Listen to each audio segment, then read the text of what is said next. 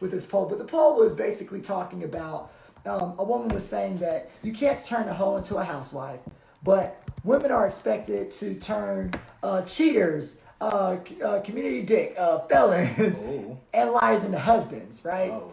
And we want to know from y'all, do y'all feel like that expectation is put on women very heavily? And, a lot of y'all said, like 87% of y'all said that like she was speaking facts, right? So let's sort of get into that, T-Shaw. Like, what do you think about that? Do you feel like that burden is like put on women? Absolutely. And like, I think it's because like, okay, I'm gonna just speak from my experience, right? So I'm a black man. Right. I would say successful, right? I'm about to graduate from UCLA with a master's degree. Hey. Not only did I got a master's degree, I got a degree in general. I think that is already like a feat within itself, right? Bloop, bloop. I think that like I avoided, I went to jail. We don't want to go talk about that. I've avoided being like institutionalized. Right. And I am getting legitimate money. So I think that like a lot of those things it puts me in a cast of like being a commodity. I think that like black men that are successful are the same black men that you get to see in movies and stuff, and you get to see in TV shows, like, because there's not too many of us. It's like we're kind of unicorns. So if you find one, it's like, wow, magic. Whoa. And we know that has like institutional factors and stuff, but it's like then black men take that status and become ain't shit. They can become community dick. They can be liars. They can be all of this. But it's like not so many of us and there's so many good black women around. Oh man, oodles and noodles of them that are like. I feel like black women have to end up settling. Like I was actually just talking to Elder the other day, and she was saying that like men can get divorced and like they're just on the market and they're looking for like somebody else to fill that labor, because like women do a lot of different work, right? But women, it's like when they get divorced, they feel free, because it's like they have to put up with so much, and it's like that's such a crazy thing to think about. Yeah, man. I totally agree. I think that because here's what T-Shaw's saying too, right? So I remember back in my younger days when I was in Boston, Massachusetts, right? And I'm gonna tell y'all what I saw, and I don't care if they're listening. Okay, this conversation needs to be had. So like. What would happen is that you would have a lot of dudes, and it's like, you haven't been institutionalized. Mm-hmm. No kids, you got a degree, right? And it's great because, those are, I guess, great attributes, but like emotional intelligence wasn't something that was like super high on the list for black men, right? And so what happens is you get this big ego, you have these basics, right? In terms of qualifications, and because you know that there's a high demand and low supply of you as a black man, you can do stuff that like some black women will tolerate. Yeah. And I saw it. I knew dudes who would like turn heads when they walked in buildings, and they would play women, and women would think that they were the ones who could change them, right? And shout out to Maya, because she was saying like she's done with that. And that's good. That's self-care. Yeah. That's self-love. Yeah, and Kiera, so I appreciate you because you say you're not settling for anything, and I agree. I think that we can be at an age and space where it's like, as a dude, like logically and rationally, like what is the incentive for me to change logically, not ethically or morally? Yeah, logically. Like I can reap all of these benefits. Yes, and not acknowledge like the harm that it's doing to me, to others. And I can just enjoy myself in this moment. So logically, if you're not counting emotions and all of that stuff, like it sounds like a good deal. It does. And you know what? My thing too is like, this is not coming from a place of hate, because a lot of young brothers don't necessarily realize this, right? Yeah, a lot of young brothers are taught, it's about having money, it's about having a degree, right? It's about, not being institutionalized. Yeah. I don't have no kids. Yeah. You know what I'm saying? I got a job. Like, we've made it. Yeah, right. But here's the issue. Deserve all the women, right? Exactly. But the issue is that you're not emotionally intelligent either. So you don't know how to communicate, right? You don't know how to be honest with women and tell them, hey, like, hey, look, I'm not in a place where I want to date anyone or talk to anyone, right? Yes. You're in a very manipulative standpoint because you haven't learned how to stand on your 2 feet and be like, I'm going to be honest with you about what I want. Yes. One, because I understand that honesty is more sexy than anything. Because that's what a man is. Right. A man is genuine. A man is honest. A man talk that talk. Right. No matter like how he feels or how he thinks it might make someone feel. Like people think that they're saving themselves from like saving other people from like their feelings by lying and stuff, and it's like no, people just want you to be 100. Like yeah, and what I'll say too is I used to have that fear. I used to be like, oh man, if I tell someone that I'm not in a place to date right now, that they're not gonna want anything to do. They gonna hate me, yeah. Right, but what I've learned too is that like there are a lot of women who we make these assumptions about what women want. We make these assumptions that everyone wants a white picket fence and a house and 3 kids and a dog right now. And that's not true. Like fellas, like a lot of women or some women do not want that right now either. Yes. Some women are in a place where they're not ready to date, where they're on their grind, where they're doing their thing, right? And so when you're honest with people, you give them a choice. And that's what women deserve. And black women deserve that too because like they don't get that often, right? Not at all. And so and let's see. Yeah, Kira said something like there was a post. I don't know if you've seen it. It was the black dude. He was graduating from law school. Right. His first post was this long post about women and just pretty much like I couldn't even tell you what it said, but it was just like he hates women.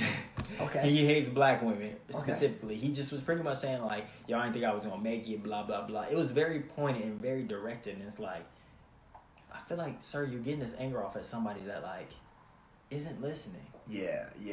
And I think that's a conversation that some folks have, right? So, and me and Tisha we're talking about this, right? Like, Kira makes a good point. Like black men are like in the state where we have to figure it out. And like, what I want to sort of pose to you all, fellas, right, is that a lot of y'all grew up in environments and spaces where you had black women who rejected you and X, Y, and Z, and you're feeling like you put all of that, you place that one experience that you have with that one black woman on all black women. Yes. But like one of the coolest things for me, and Tisha, I think you can agree too because you're not from LA either. When I went to different cities and states, I saw the plethora of educated, funny, beautiful, engaging, critical black women who give a weird brother like me the time of day, who give a nerdy brother like me the time of day. And I think that you have to remember that like black women are not a monolith, and that they're you can get someone who is gorgeous, smart, successful, ambitious, all of that, and she will not deal with, but she accepts your nerdy, ambitious, cool self, right? And so to that lawyer, I'm like, you just didn't get out of the neighborhood, probably. Exactly. You ain't seen the world because there are a lot of black, and I don't think black women get the credit for that. We see one representation on TV, or that one girl in the neighborhood, and we project that on black women. It's just projecting, that's the word. Come on, man. The word. We project. We have this very little image built by like this reality that we've had, right? I think that's important to point out. We've had a lived reality.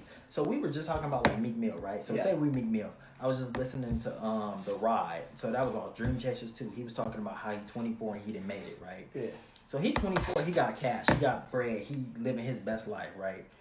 The only black woman he knew before that was like, he was in the slums of Philly, right? So he knows them, and now he's like getting into like this clout, and now he's with this bag, and it's like the people around him aren't genuine.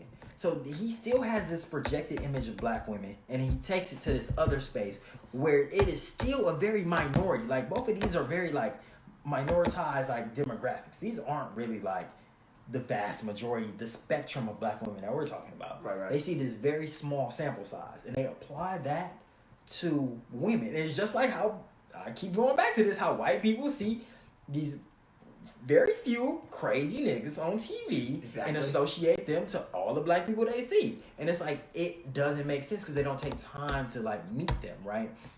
I talked to one of my good friends before, and he was saying that he can't date black women because he went to this ratchet ass high school, and them was the black women he knew. And I was like, yes, they are ratchets, but those are not all the black women. And it's like, especially if you aren't in higher education, because when you get in higher education, you realize like, this is dominated by black women. Yeah. And there's a whole lot of them. Yeah. A whole lot of them doing a whole bunch of different things, knowing a whole bunch of different information, looking a whole bunch of different ways, knowing a whole bunch of different stuff, looking at a whole bunch of different types of lovely. Yeah, yeah. That's and we, me and Tisha were sort of talking about this too, right? So it's like people don't realize that like there are an abundance of just qualified black women, but like not only looks and ambitions and intelligence, but like there are a lot of dope black women who are like actually good people emotionally, Exactly. who care about you and like care about you just even outside of just dating and stuff. Like there are just a lot of black women who are good people who aren't bothering nobody. Yes. And I think that it's important to start exposing our brothers and having conversations with our brothers about that and how like get out of your local city, like go to another state. Expand. You have to Expand. diversify yourself, because I think that like you learn so much. Like I've been to so many cities, like because I lived in Cleveland, but I didn't grow up there. So like I've been to Vegas, I lived in Boise, but that was all white people. I lived in Reno, now LA. Like I got to experience so many different type of people, and I think that that's so important because like locales matter, geography matters, but some people aren't able to leave their block, and I get why you like, oh, all black women like this, all black people. Like people talk, like black people talk about crazy stuff about black people, but it's like, you talking about the 12 black people, or the 25, or maybe 100, or maybe 1,000 black people that you know, but they all from your block. They all adjacent to you doing the same things, and like, that's why it's important to get out. Yeah, exactly. And so, Akira says she's ready to get out of LA. And I can. I love LA. Yeah, and look, we can sort of understand those sentiments because I think that there's a conversation about eligible like black men and bachelors and what eligibility looks like and what that actually means, right? Yeah, and like thinking about just dating in general, right? Like us dating as creatives, but like just dating as like up and coming people, right? Yeah, like all right, Tisha, like, and we want to hear from y'all too. So when you are a creative, right? And you know, me and Tisha, we talk about plans that we have for this platform all the time.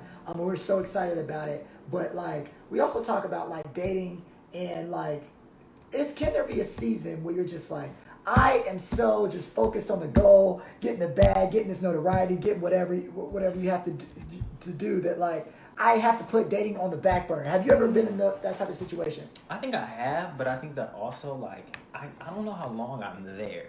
So I think that like when I'm not actively dating or I'm not in a relationship, I think more when I'm not in a relationship, because I think I can date and still have time for myself. Right. But I think when I'm in a relationship, I'm very committed to it, right? I think that is one of my projects. Like, for lack of better words, like I'm just committed to it. I say project in a good way because it's like when something's my project, like BGSA was my project. Right. Like Brewin Black was my project. Right. Like both of them flourished. Right. Like, so I'm gonna really put my all into it because like this is a representation of me, and that's what my relationships are. And it's like I'm not gonna get in a relationship with somebody I don't really mess with like that. But when I do, like I'm really finna make this work. So yeah, it's hard because it's like you get so much of my time and you can't dedicate it to your other projects. I only have capacity for so many things. So I think it is important to like not be in relationships all the time, but like also like you can be up and coming and be in a relationship because it's like it's nice to come home to something. It's nice to like enjoy and relax with someone and something. Yeah.